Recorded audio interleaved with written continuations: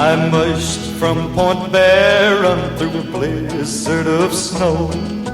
Been out prospecting for 2 years or so. Pulled into Fairbanks, the city was a boom. So I took a little stroll to the Red Dog Saloon. As I walked in the door, the music was clear. The prettiest voice I had heard in 2 years. The song she was singing made a man's blood run cold. When it's springtime in Alaska, it's 40 below. When it's springtime in Alaska, it's 40 below. It was red-headed Lil who was singing so sweet. I reached down and took the snowpacks off of my feet. I reached for the gal who was singing the tune. We did the Eskimo hop all around the saloon. With a caribou crawl and a grizzly bear hug, we did our dance on a Kodiak rug. The song she kept singing made a man's blood run cold. When it's springtime in Alaska, it's 40 below.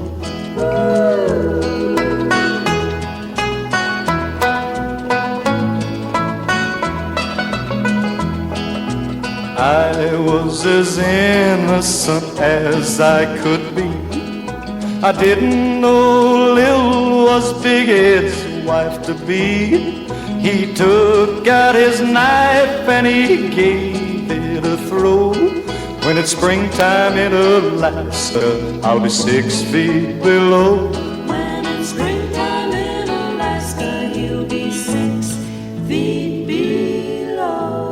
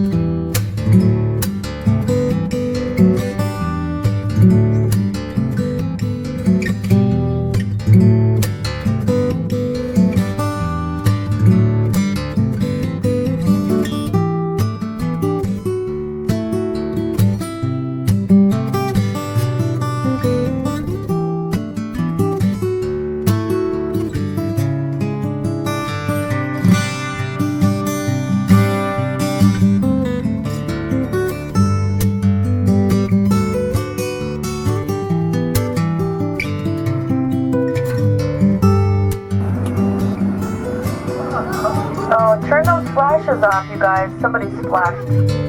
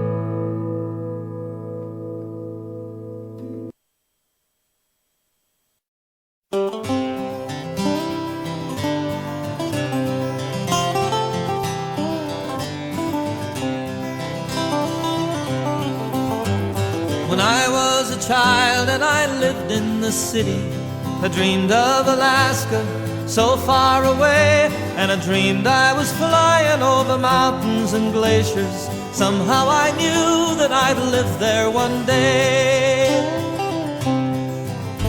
Well, it took me some growing and a fair bit of schooling, a little bit of trouble to get on the move. And I felt like a loser, but I turned out the winner when it came to Alaska, the land that I love. Here's to Alaska, here's to the people, here's to the wild, and here's to the free. Here's to my life in a chosen country. Here's to Alaska and me.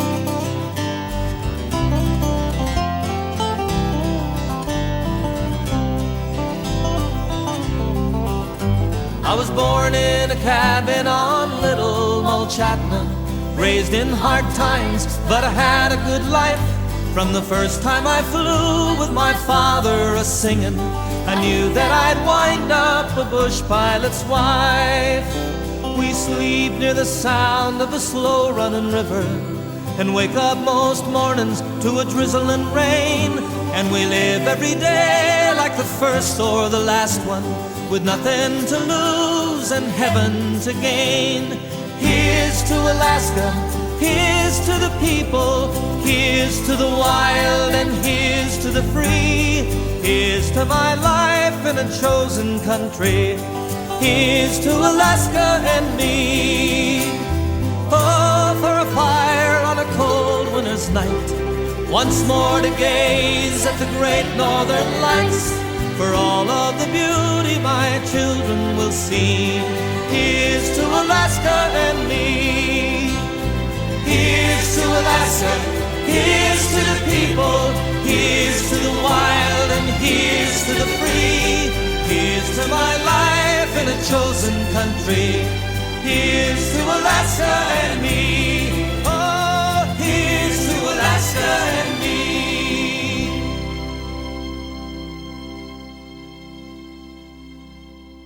Way up north, To Alaska, way up north, to Alaska, north to Alaska, go north for Russia's home. North to Alaska, go north for Russia's home. Big Sam left Seattle in the year of '92 with George Pratt, his partner, and brother Billy too. They crossed the Yukon River and found the Bonanza Gold below that old white mountain, just a little southeast of Nome. Sam crossed the majestic mountains to the valleys far below. He talked to his team of huskies as he mushed on through the snow, with the northern lights a-running wild in the land of the midnight sun. Yes, Sam McCord was a mighty man in the year of 1901. Where the river is winding, big nuggets they're finding. North to Alaska, go north to Russia's home. Way up north, way up north. North to Alaska, go north to Russia's home. North to Alaska, go north to Russia's home. George turned to Sam with his gold in his hand. Said, Sam, you're looking at a lonely, lonely man.